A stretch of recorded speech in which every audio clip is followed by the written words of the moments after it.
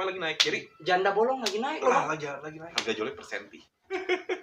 Kita harus copet. Mula bisnis. Jadi itu asal mulanya karena gue kan sempat nganggur kerja. Nganggur, terus gue juga sempat bergantung hidup sama istri. Halo teman-teman, balik lagi channel Bumi Reptil. Bumi Kuya. Bumi Kuya. Kan collab jadi Bumi Kuya ya. Iya, Bumi Kuya ya. Udahlah terserah kalian aja.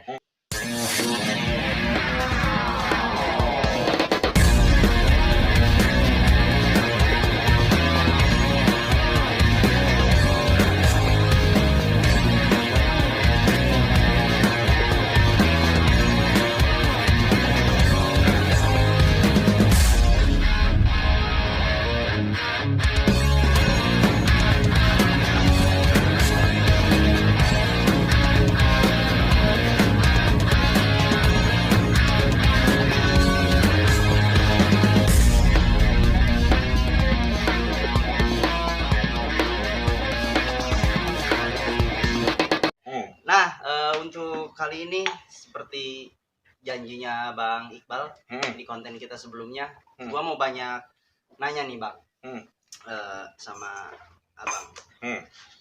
Bumi Reptil dibangun udah berapa lama? Bumi Reptil itu ada baru gue bikin itu ya habis Lebaran tahun kemarin 2019 bulan Juni atau Juli lah. Baru setahun. Baru setahun. Oke. Baru setahun tapi sudah sebanyak ini. Kita harus copet ilmunya.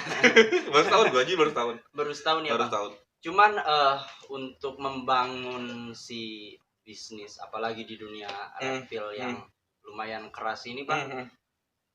Itu bermula memang gue mau langsung bisnis dulu atau memang hobi Abang sudah lama? Oke, kalau hobi itu bisa dibilang gue semenjak kelas 2 SD gue udah tangkap cupang, belum berhasil. Terus SMP gue masih di rumah kan, gue ternak sugar breeder, itu berhasil. SMA gue nggak bisa main binatang karena gue pesantren. Nah habis itu awal-awal kuliah gue beli kura-kura. Oh, anak pondok juga. Anak pesantren gue. Ahlan cukup. Itu. Jadi awal kuliah gue beli kura-kura sulcata, itu mati. Kalau mati 3 kali. Nah baru gue beli lagi 1, itu akhirnya jadi Nagame. Udah 7-8 tahun umur sekarang. Berarti Nagame yang paling tua nih. Nagame paling tua di sini. Senior berarti. Senior di sini, teman-teman.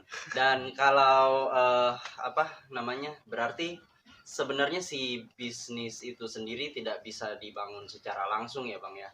Harus hobi dulu. Betul, pertama kita harus hobi karena apapun, Bro, itu nikmatnya kerja hobi, Bro. Kerja dengan dasar hobi itu enak banget. Contoh nih, nggak ada orang kerjanya mancing, pasti suka dong karena dia suka mancing, hobi itu bermancing. Atau misalnya dia ada nggak sih orang hobi mulu? Nggak ada dong. Nggak ada kan? Nggak ada, itu terpaksaan dong, kayak gitu. Benar juga sih. Ya kan? Jadi kalau hobi dasari oleh pekerjaan dasar oleh hobi itu pasti nikmat banget. Karena kita setulusnya dan apalagi kita dari awal kan kita tahu basicnya kayak gimana. Itu sih dari situ. Jadi sebelum kita terjun ke bisnis itu, dan memang usaha yang paling asik, kerjaan yang paling asik ya itu benar tadi kata Bang Iqbal itu, hobi yang dibayar. Hobi yang dibayar tuh. Nah, hobi yang dibayar itu. Berarti semua yang ada di sini, binatang apapun yang ada di sini memang awalnya dari hobi. Sugar glider lovers juga ternyata. Gue KPSGI. KPSGI ya. Ternyata sama kayak kita zaman dulu. KPSGI. Waktu sugar glider masih mahal. Sekarang tidak, hancur. Dan memang kalau misalnya di binatang, reptil yang paling stabil ya, betul, Bang ya. Betul. Karena banyak faktor dan banyak hal. Gue tuh pengen sebenarnya pelihara sugar glider lagi. Cuma masalahnya kan di rumah lagi ada anak kecil. Terus kan pesing, Bro. Pesing terus di kukunya itu kan mikro dia, jadi masuk bikin gatel-gatel kayak gitu. Jadi gue mending stop dulu lah. Tapi kalau misalnya kiper gue mau pelihara sugar glider, harus tawarin. Mau sih. Nanti kita panggil kipernya. Oke, apalagi ya Bang ya? Bingung gue mau nanyanya. Bisnis. Asal mula bisnis. Jadi itu asal mulanya karena gue kan sempat nganggur kerja. Nganggur, terus gue juga sempat bergantung hidup sama istri. Terus gue punya aset apa yang gue bisa kembangkan. Nah, gue punya motor nih. Nah, motor saat itu gue punya PCX. Itu kalau dijual 25 juta lah. Dengan 25 juta gue pelihara bisa usaha apa nih? Jadi gue pernah mikir tuh mau tanaman, mau kuliner karena gue bisa masak juga kan, pengen kuliner. Tapi kalau kuliner dengan budget 25 juta nggak bisa apa-apa. Betul. Oke. Paling cuma bikin dapur doang. Iya. Terus gue bikin apa? Binatang apa yang bisa kalau kita jual nggak laku tapi harganya makin tinggi. Kambing bisa, cuma tahannya nggak bisa. Sapi bisa, lahan nggak bisa. Burung susah. Oke. Tetangga berisik. Terus reptil, gue bilang reptil apa ya? Iguana makan space gede. Oke. Tapi sebelum reptil gue mikir burung juga. Ikan. Awal ikan. Oh, ikan. Awal mikir ikan. Kenapa gue nggak main ikan? Karena ikan itu perlu pertama space gede. Terus kan tergantung kita tinggal di mana. Karena itu terkait dengan airnya. Betul. Jadi kita pelihara ikan pelihara air. Kan nggak mungkin dah itu. Gue tinggal kontrakan kecil. Akhirnya gue mikir, kayaknya kura-kura deh gue bilang. Nah, kura-kura apa yang dipelihara itu nggak ribet. Air nggak mungkin karena susah. Terus marginnya terlalu dikit. Betul. Akhirnya main kura-kura darat. Nah, kenapa kura-kura darat? Karena kura-kura darat itu harga jualnya per senti. Berarti kita beli sulcata hari ini 5 cm, Bang. Iya, 5 cm sejuta lah kita bikin gampangnya. 1 point lah ke atas, 1 point ke atas. 6 bulan kemudian mungkin dia ada di 10-an. Iya, 10 cm. Nah, itu per senti di itu. Per senti. Kalau sulcata di Bumi Ratu itu rumusnya harga jualnya per senti itu kelipatan 200.000. 200.000. 200 kali 10. Iya, 2 juta. 2 kali lipatan, 2 kali lipat. Oke, kayak gitu. 20.000. 200.000 itu kalau sulcata, kalau aldabra per sentinya kenaikannya bisa sampai 1-2 juta tergantung kualitas. Jadi investasi sih, dari situ gue belajar awalnya. Berarti habis ini bawa kantong gede nggak? Aldabra. Jangan dong bosku. Tapi saat ini gue semenjak kura-kura gue juga merambah ke binatang-binatang lain kayak ikan gue punya, iguana punya, burung punya. Berarti pancingannya dari Torto ini dari ya, Bang? Dari Torto. Oke, dari nol gue. Dan itu sekelumit atau sedikit kisah hidupnya ya, dari mulai kontrakan kecil sekarang udah punya rumah sebesar ini dengan piaraan yang mahal-mahal. Alhamdulillah. Nanti ya mudah-mudahan di Leuweung Kuya juga bisa kayak bisa begini. lah. Bisa. Semuanya bisa kok asal kita tuh telaten dan hobi. Yang kalian lakukan hobi itu kalau bisa ya tekunin aja karena nggak tahu kapan kita tuh pekerjaan itu hobi itu aja kan jadi pekerjaan, nggak ada yang tahu. Itu dia guys, temen-temen orang Leuweung sekalian. Jadi kalian yang masih nganggur, yang saat ini masih naik pohon jamblang, ngambilin buahnya buat dijualin, besok-besok punya kebun jamblang nggak ada yang tahu. Nah betul, karena sekarang tuh bukan untuk reptil aja bro, ikan lagi naik, tanaman lagi naik, tanaman air lagi naik, semua lagi naik, nggak ada yang bisa dikumpulin, semua lagi naik. Jadi janda bolong lagi naik loh. Lagi naik. Tanaman. Gue udah mikirnya iya emang pikiran lu mah jelek aja ndak. Soalnya kalau dengar kata janda apalagi bolong kan agak-agak gimana gitu kan. Tanaman ya guys ya. Tanaman. Semua juga bolong sih. Gitu. Oke, dan sampai akhirnya sekarang bukan kebanyakan orang nyari lu nyari pembeli, akhirnya sekarang pembeli yang nyari lu gitu Bang ya. Jadi kadang-kadang barang nggak ada pun pembeli itu ada barang apa? Iya gitu kan? betul. Oke. Jadi untuk membangun sebuah bisnis memang lika-likunya nggak mudah. Gitu. Cuman kalau kita tekun lama-lama kita juga pasti jawabannya akan berhasil. Iya, nggak instan tapi akan ada jalannya nantinya. Gue juga pernah kok bro dagang di pinggir jalan di Pakansari. Di Pakansari di Gor, gue seminggu pagi dagang mulai jam 4 pagi gue udah standby sampai jam 10 gue pulang. Oke. Di pinggir jalan kayak di Car Free Day gitu. Terus ditawar 300.000, 200.000. Mungkin pertama kali di Indonesia yang jualan di pinggir jalan, jualan sulcata atau aldabra atau pardal itu gua mungkin. Dokumentasi masih ada itu di Instagram gua tuh. Oke, nanti kita ambil deh dokumentasinya. Gimana masih pakai kaos oblong. Masih kaos oblong. Gua masih belum punya kiper, gua masih sendiri semuanya. Oke. Dan itu apa namanya kisah menarik yang bikin Leuweung Kuya saat ini semangat lagi untuk kedepannya. Karena kita ketika ada pun nih ya Bang, ya baby Ambon lah kita berhasil netesin. Itu kita makannya berapa? Kadang ada yang nawar 15.000. Iya betul. 12.000 bro. Betul. Bukan masalah ngasih makannya berapa, bukan. Betul. Capek ngurusin kolamnya. Betul.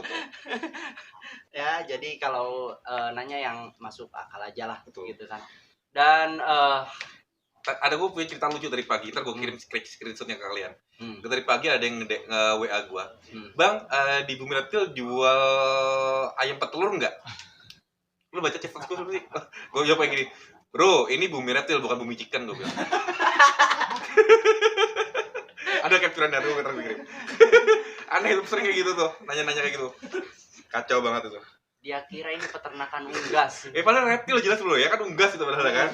Reptil beda banget itu, kacau banget. Ya. Jadi reptil bukan kotok guys, kotok itu termasuk unggas ya. Kacau banget.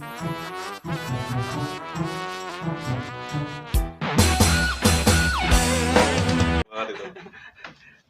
Jadi itu perjalanan-perjalanan yang kita bisa ambil dari bumi reptil ini, pelajaran-pelajaran bagus yang teman-teman juga nanti bisa untuk contoh kedepannya. Soalnya juga ada beberapa orang bro dari teman-teman juga anak youtuber juga yang ngira gue tuh dari keluarga kaya karena gue cepet banget ngebangun bisnisnya tak. Karena kalau tarik mundur lagi gue ngebuat bisnis bumi reptil ini karena dasarnya dengan latar belakang pendidikan gue. Gue kan sarjana, gue hukum bisnis. Gue magister, gue S2 hukum bisnis gue. Salaman. Gue masih S1. Ya berarti. Nah, jadi memang yang gue dapat di bangku kuliah itu nggak langsung dapat signifikan dampaknya. Tapi pelan-pelan gue terapkan di bumi reptil. Mulai dari branding, terus packagingnya gimana, terus pendekatannya gimana ke orang, pendekatan ke bayarnya gimana. Gitu. Berarti ini juga contoh teman-teman pecinta reptil. Minimal S1 lah. Enggak. Minimal ngerti strategi bisnis lah. Minimal kalian ngerti lah strategi bisnisnya mau dibawa kemana. Iya, jangan asal-asal jual, berita murah dijual. Nah. Soalnya banyak yang sekarang tuh lagi banyak hewan ya, terutama kayak iguana atau kura-kura banyak yang hancur karena banyak pemain baru bro sejak corona. Nah. Contoh gini deh, orang biasa jualan gorengan atau nasi pecel gitu dengan untung 15.000 10.000. Oke. Nah, kalau kita jual binatang, kita nggak bisa jual kayak gitu. Kenapa kayak gitu? Karena dengan kita katakan kita modal beli 10 binatang, modalnya udah jutaan. Kalau mati satu, cuma 10.000 12.000, nggak nutup, rugi. Dan itu akhirnya kita gampangin seller, gampangin bayar. Karena lu cuma 15.000 10.000, akhirnya bayar digampangin. Oh, ini rawatnya gampang gini. Padahal nggak segampang itu. Nah itu juga ya perhatian buat teman-teman seller yang baru. Kita nih mati-matian ngejaga harga reptil ini, entah itu iguana, entah itu tortoise, semuanya. Jadi jangan karena kalian pengen barang cepat habis, kalian ngejatuhin harga semua kalian juga. Betul. Ya. Karena apapun bisa dilihat itu kalau misalnya barang murah, pasti kualitasnya juga nggak sebagus yang mahal. Betul. Jadi harus jadi buyer itu harus pintar-pintar. Jadilah be a smart buyer. Yes, kalau kata orang Sundanya kayak gitu. Bukan, Inggris. Lah, ngapa bocah? Oh iya. Dikoreksi aja. Emang S2 mah beda, dosen ya. Dosen. Oke. Jadi untuk menjaga si harga binatang itu sendiri nggak mudah ya. Nggak mudah ya. Banyak kok yang menjaga kualitas barang. Makanya sekarang banyak kan YouTuber tuh edukator animal. Karena mereka mau ngasih tahu harga dan itu supaya itu sedikit dedikasi kita untuk kepada pemain baru bahwa ngasih tahu harga, terus cara perawatannya, bahwa binatang tuh gak dinilai dengan uang, tapi dengan kesayangan dan perawatan. Dengan kesayangan, perawatan dan juga pastinya tanggung jawab. Betul banget. Jadi kalian ambil mereka dari alamnya ke terarium kalian, itu bukan berarti kalian bisa memperlakukan hewan-hewan itu seenaknya. Betul. Oke, cukup menarik kali ini. Tapi untuk biar bisa ada tabungan konten lagi boy ke depannya. Jadi untuk Q&A kali ini kita tutup dulu bersama cerita-cerita menarik di balik bisnisnya Bang Iqbal Bumi Reptil ini, sang King of Torto yang sangat baik hati dan sedikit sombong. Wah, banyak sombong bro. Kalau orang dari bawah sombong nggak apa-apa bro. Kalau orang dari lahir kaya sombong tuh beli dina. Gue udah pernah miskin. Gue udah pernah miskin. Miskin sombong. Oke, closing guys. Salam sejahtera.